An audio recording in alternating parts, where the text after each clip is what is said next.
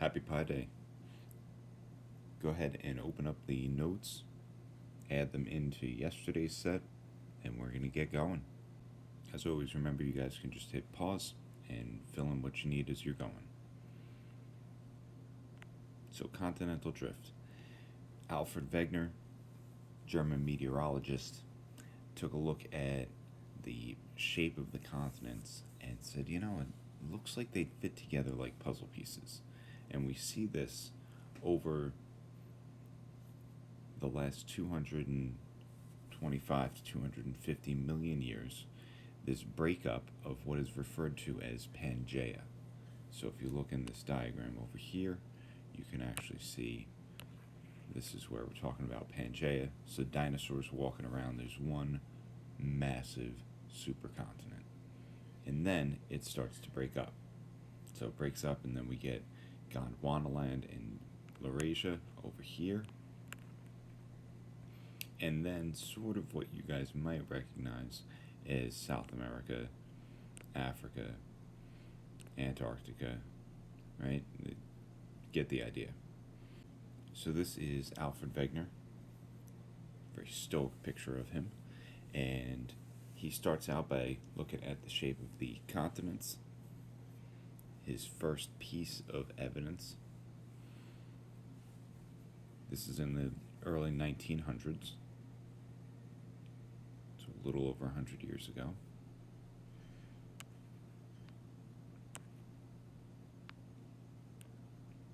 And so he takes all the continents, tries to piece them together, and this gets us moving. Now, this map over here actually is an add-on from Sir Edward Bullard, but we'll get into that a little bit later. So, go through the sequence. We can see how, again, Pangaea breaks up into Laurasia and Gondwanaland, and eventually that brings us to the 7 continents, or as I say, the 8 continents, because there is Zealandia. Alright. So, how did he piece some of this together? Here we're seeing mountain ranges, right? The Appalachian mountain range, which runs from Maine all the way down to Georgia, is the exact same rock formation that they have in the Caledonian mountain range. Now, if I'm pausing and highlighting, you guys definitely want to be making sure that you know this. So, here we say the rock record, right? He was able to match up rocks. If Pangaea existed, then this would have been one rock formation. And in fact, that's on point. Absolutely on point. His second piece of evidence, he looked at climactic evidence. Now, you've probably heard of coal mining down Virginia. It's a pretty big thing. Well, if North America sat more over the equator, it would have created the right climate to be able to develop coal beds. And so in this picture, you're actually seeing that right in here. All right, you see North America, you can see where all of that shaping would have worked out very well for us to get a coal swamp. You also have places where you can get the salt deposits, right? And that's what you're seeing in this picture.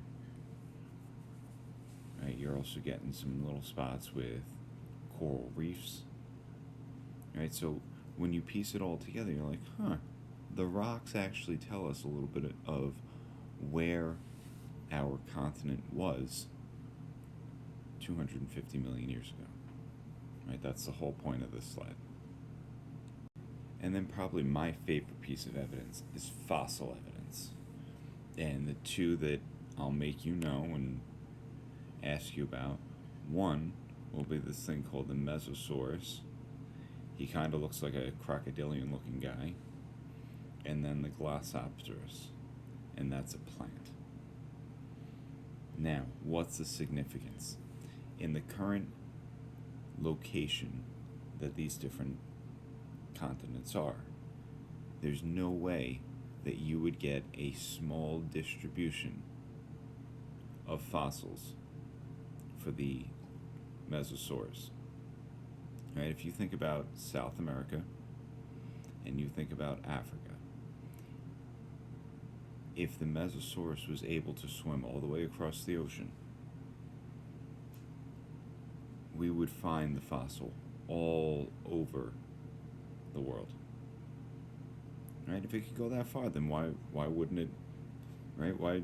I'm going to use some blue. Why wouldn't I have a Mesosaurus up here and over here and over here and over here and here? Right? I mean, why would it only be this one little location? So Wegener argued that that must have been a niche little area that that fossil could survive. Same thing with the Glossopters. This must have been a climactic belt that was ideal for the Glossopters. Right? The seed, if the seed was able to blow all the way across the ocean, well then again, we would have had the Glossopters all over the continent, right? Right? Instead, we don't, right? We just get the Glossopters in a very specific climactic band. So that is the fossil evidence that then ties with the climactic evidence that then ties with the puzzle piece. This guy's got some really good evidence. But wait, there's more. Glaciers. Okay, so if North America is sitting more over the equator, that pushes all of the continents down into more of the southern hemisphere. And if they were all connected and glaciation was going on, it would radiate out from Antarctica. And we would get striations, which are scratches in the rocks. Right, so you might want to make note of that word, striations.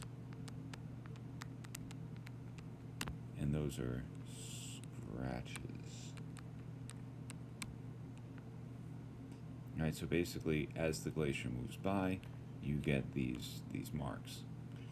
But what they were saying was the marks only made sense on these different continents if there was a supercontinent and they were all connected, if they were all radiating from a single point, right? So imagine you're here, you're the glacier, and the glacier is moving out this way, that way, and that way. Right? The only way that this works down here is if they're all connected. So again, 5 different pieces of evidence that are very, very strong.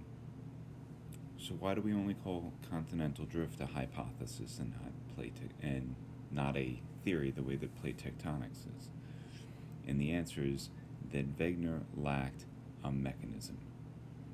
Wegener could not explain how the continents moved apart. So, that backstory. Alfred Wegener died in 1930. He was a German meteorologist leading a crew doing research in Greenland, and a storm was coming. He knew that his outpost needed materials, supplies, so he set out to resupply them with an islander, right, a native from Greenland, and on their turn back, they got caught in a storm and froze to death. So Alfred Wegener's actually buried in the ice in Greenland, in what's now known as the Wegener Peninsula. But his research, think 1930, okay, so we have the Great Depression going on, nobody's really got money. Then we have World War II, again, nobody really has money. But coming out of that, right, we go into the Cold War. And the U.S. Naval Research wanted maps of the ocean floor.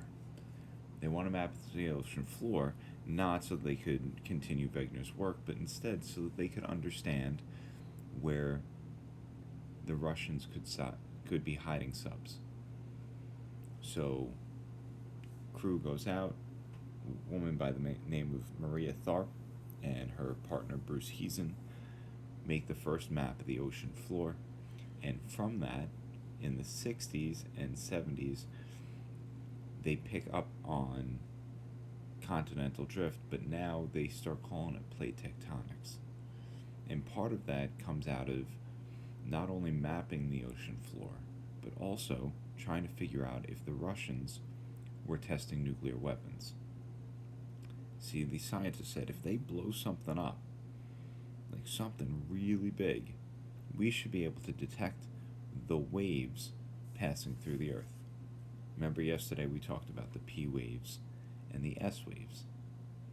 So they set up all these little stations hoping to be able to pick up on whether or not there was an explosion, but instead they actually start detecting earthquakes. And they're able to figure out, based on the wave energy, where those earthquakes take place. And next thing we know, we're finding plate boundaries. It gets crazy. Point is that all of this research that we're going to look at now comes out of the war effort during the Cold War. So, pretty cool stuff.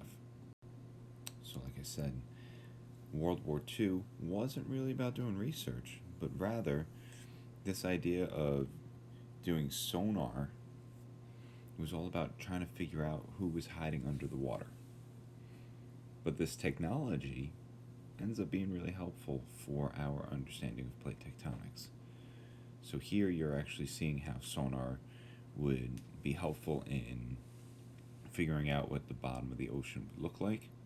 Right, that's a hydrophone and a sounding source or an echo sounder. Right, following the map of the ocean floor, or while they're doing that, they're also drilling down and they start collecting samples of the ocean floor. Now this is where like the scientists start taking the equipment and they're like, wait, can we get some samples? Can we start taking a look at the ocean floor? We want to better understand, because they start finding these weird features like the mid-ocean ridge. Right, when they're mapping the ocean, suddenly they get this high point in the middle of the ocean, this mountain range, and they see that there's warmer water temperatures. With the magnetometers, they're seeing that there are changes in the magnetic orientation of the rocks as they're moving across the ocean from side to side. Again, perpendicular, like this picture, to the mid-ocean ridge. And so they start drilling these cores. They're able to start to get an age. And if you recall yesterday, I said that the oceanic crust, the oldest oceanic crust, is only 180 million years old. Right? Right here, though, we would have 0. And then out here on the greatest limit would be a 180 million year old rock. It's pretty significant, by the way, because by contrast, the continent, you can have billions of years old rocks. Right? I can take you guys to Winnipeg, Manitoba, up in Canada, and we can go look at rocks that are 3.8 to 4 billion years old. Billion, yeah, that's right, I said billion years old. So that's where big difference between oceanic and continental is just the age of the rock that you're talking about. So just to recap, they use sonar to map the ocean floor. And with that, they then identify these deep sea trenches. Right? If you're not recognizing this over here is your Pacific Ocean. And all along the edge, they're finding these deep sea trenches. They find this broad, open, abyssal plain, right? Broad, flat area. And I was telling you before, they also found earthquakes all along here. So, little spoiler alert, the whole Pacific Ring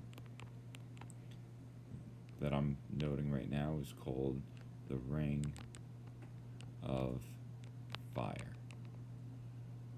Right, and that's the Pacific Rim.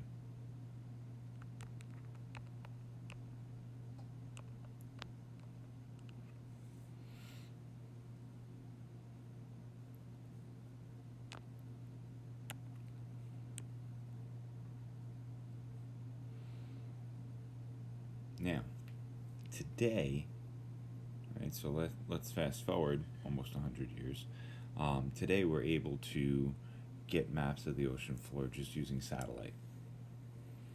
Right? Satellite's able to pick up a lot of different things. We're able to see changes in sea level, we're able to see changes in coastline. If you guys click on Google Earth, right, that's giving us satellite imagery.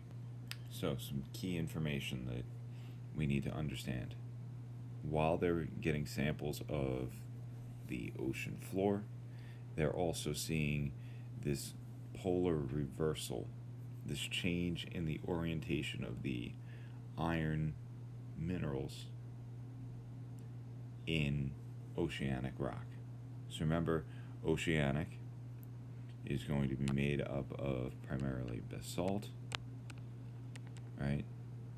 And oceanic crust or lithosphere, if it's basalt, is going to have Fe and Mg, but Fe is what we're talking about having polarity.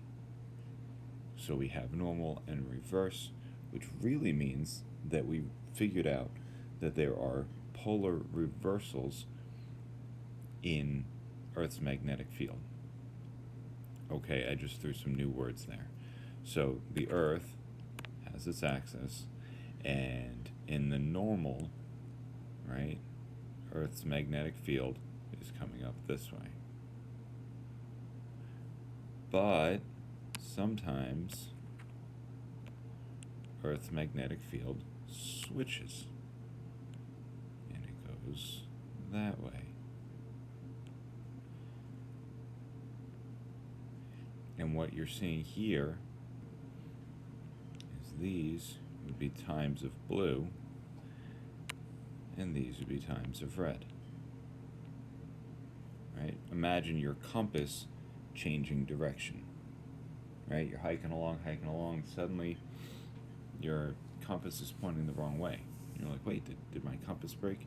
Now, reality, it doesn't happen that fast. Right? My earth science teacher back in the day was like, oh, you're just hiking along and whoop, your compass changed. And then I looked and actually studied this stuff. It's not an overnight thing. Right? They believe there's actually a quad pole situation, which is way more complicated. But understand the concept is when there's a polar reversal, that now north is south and south is north. That's the big picture. But the fact that they saw this in the rock record, and then they could actually see the symmetry on either side of this mid-ocean ridge, that was profound. That showed them that this, in fact, was a spreading center. That everything came back to this central mid-ocean ridge. And from that, people like J. Tuzo Wilson, right? So I'm just going to say